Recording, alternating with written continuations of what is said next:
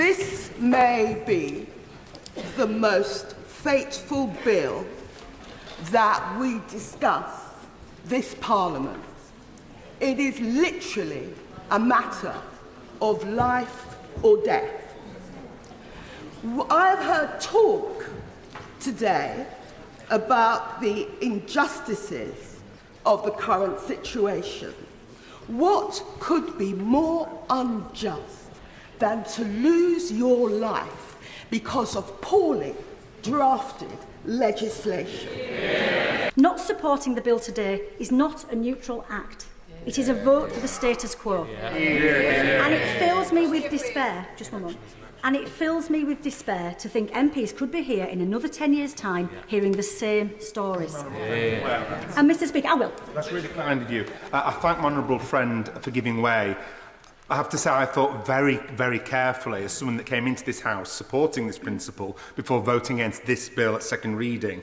Can I just ask the honourable member to explain? There are differing views, but before MPs put their name not to this principle but to this specific bill, why are the vast majority of palliative care doctors, geriatricians and groups representing people with disabilities, eating disorders and domestic violence all in opposition not to this principle but to this bill? And that includes people who support the principle of assisted dying but not the specific bill. Can the honourable member explain their opposition?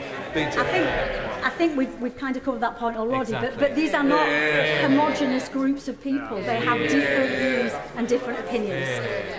And Mr Speaker, if we look at the inconsistencies of the current law, it also just doesn't make sense.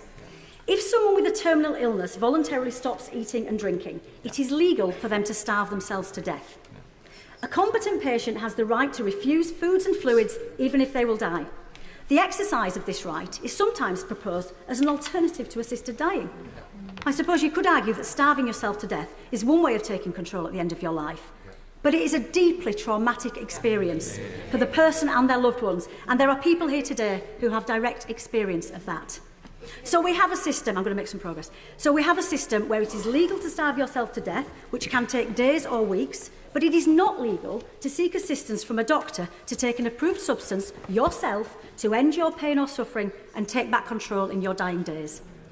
Mr Speaker, it is also legal in this country to discharge yourself from medical care or refuse life-sustaining treatment, such as ventilation, CPR or antibiotics, as long as you have mental capacity to do so and make the decision of your own accord without any harassment from anyone else. You might think this is fine, and I agree. But there is no requirement for two doctors, a psychiatrist and a social worker, no lawyer and no judge. This is legal. And yet what is being proposed in this bill with so many more safeguards and protections is not. It simply does not make sense. Fundamentally, it is about two things. It is about power and it's about trust. It's about the power over life and death, not just over ourselves.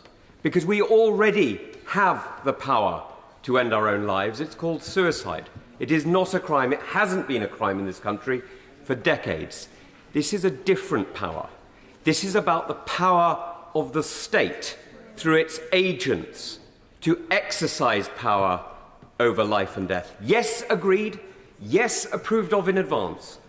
But when the state takes a life, even with consent, that is a huge shift in the relationship between the individual and the state. It is a transformation in the way in which power lies. And we should be fully conscious what it is that is being done. So that's why this debate needs, frankly, a little bit more honesty. Because we've heard the blandishments and the warm words of euphemism of assisted dying. But the truth is, this isn't assisted dying. Assisted dying is what a hospice does already, today, now. Right. Helping people, caring for people, supporting them. This is assisted killing or assisted suicide, depending on which word you choose. But honesty in language is important. If we're not even willing to be honest with ourselves in this place. Having spent many, many years as an intensive care nurse in the NHS, I've witnessed the realities of end-of-life care countless times. I've seen patients find peace in their final days, but also patients who've been unconscious or unaware that their death was coming, and I've seen others endure pain and anxiety that no palliative intervention, none, will alleviate for them. These experiences have deeply influenced my perspective on assisted dying.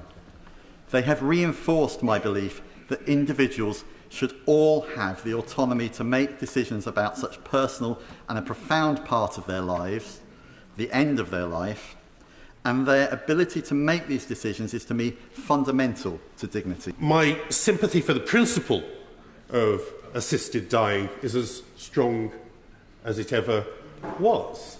And the idea of facing a painful death or worse, watching a loved one in pain at the end of their life frightens me.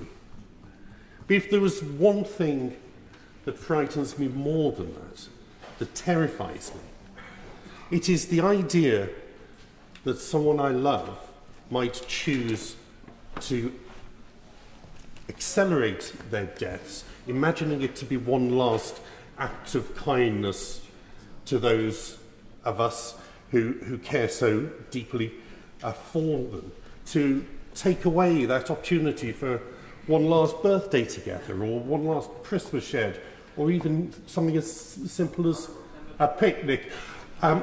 Just one intervention.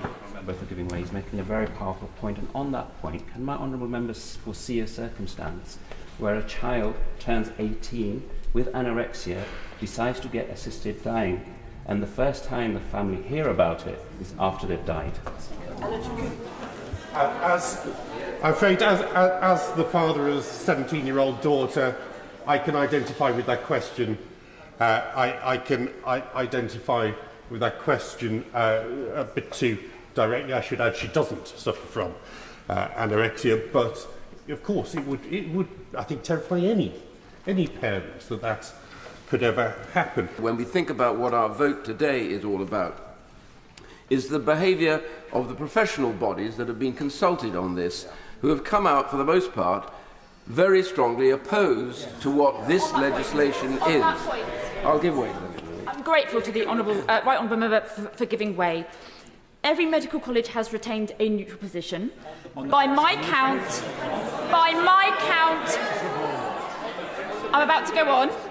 2 or 3 medical colleges have said expressly that they welcome very specific amendments that have been included in the bill, and all MPs in this House will have received the letter from senior psychiatrists, which include a former president of the college, who said, and I quote, "We believe the draft legislation is workable, safe and compassionate."